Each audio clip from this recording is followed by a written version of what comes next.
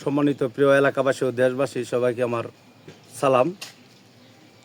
আসলে বিশেষ করে আমার এই ইউনিয়ন পরিষদের সদস্য হওয়ার মূল কারণ হইল যাতে আমি সবসময় গরিব দুঃখী মানুষের, মেহনতি মানুষের পাশে দাঁড়াইতে পারি এবং সেবামূলক কাজ করতে পারি। আর যে রাস্তাটার উপর আমরা দাঁড়ায় আছি, দীর্ঘদিন যাবত এই রাস্তাটা অবহেলিত ছিল, কোনো কাজকর্ম হয় নাই।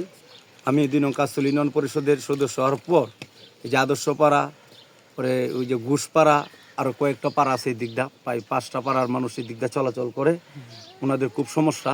দেখা গেছে একটা মানুষ যদি মারা যায়, এই সুবাদে তারা মানে কোনো রাস্তা পায় নাই, একটা লাশ লিয়া বাড়িতে পারে নাই।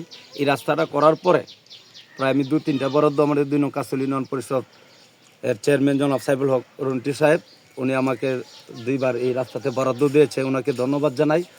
উনি যথেষ্ট পরিমাণে চেষ্টা করেছে আমাকে কাজ দেওয়ার জন্য, আমি ওনাকে ধন্যবাদ জানাই।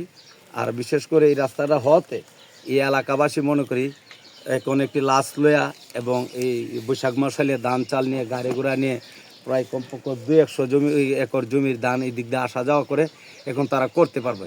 আর বিশেষ করে যে এই যে বাজার উত্তর পাশে যে বিলটা, এবং যখন অতিবৃষ্টি হয় তখন একটা জলাবদ্ধতা সৃষ্টি হয়। এই জলাবদ্ধতার কারণে মানুষ চলাচল করতে পারে নাই।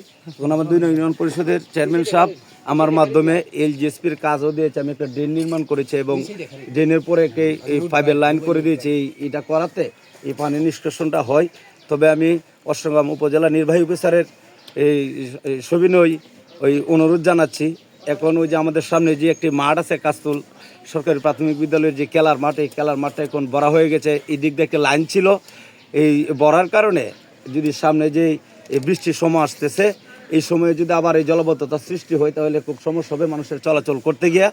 যদি আমি উপজেলা প্রশাসনিক দৃষ্টি আকর্ষণ করছি যে পানির লাইন নিষ্কাশনটা যদি পূর্ণভাবে করে দেয় তাহলে এলাকাবাসী ওই প্রশাসনের কাছে কৃতজ্ঞ এবং খুব চলাচল করতে খুব সুবিধা হবে। আমি মনে করব মহলার যেই প্রত্যেকটা লোক নির্বিঘ্নে চলাচল করতে পারবে। আমি চেষ্টা করেছি যতটুকু করার এবং রাস্তাটি করার জন্য। এই রাস্তাটি করাতে গরু বাছুর ধান চাল এবং মানুষের মারা গেলে একটি লাশ হলে এখান থেকে যাওয়ার খুব সুবিধা পায়। আমি বিশেষ করে আরও আশা করছি আগামী রাষ্ট্রনায়ক এবং দেশনায়ক এবং আমাদের যেই প্রধানমন্ত্রী হতে যাচ্ছেন জনাব তারেক রহমান, আমাদের এই যে স্থানীয় সরকারটা যদি আরও শক্তিশালী করে, আমরা সারা বাংলাদেশের মানুষ বিপুল পরিমাণে ভোট দিয়ে এবং সিট দিয়ে ওনার হাতকে আমরা শক্তিশালী করেছি। আমি আশা রাখবো দেশনায়ক তারেক রহমান যেন স্থানীয় সরকারকে আরও উন্নত করে এবং আরও শক্তিশালী করলে আমরা ইউনিয়ন পরিষদের যে স্থানীয় সরকারের যে ইউনিয়ন পরিষদ এবং গ্রাম আদালত শক্তিশালী হবে, আমরা আরও অনেক কাজ পাবো। সেই কাজ পাইলে আমরা প্রত্যেকটা মেম্বারে এলাকার মানুষকে আমরা সেবা দিতে পারবো, বিভিন্ন রাস্তাঘাট করতে পারবো।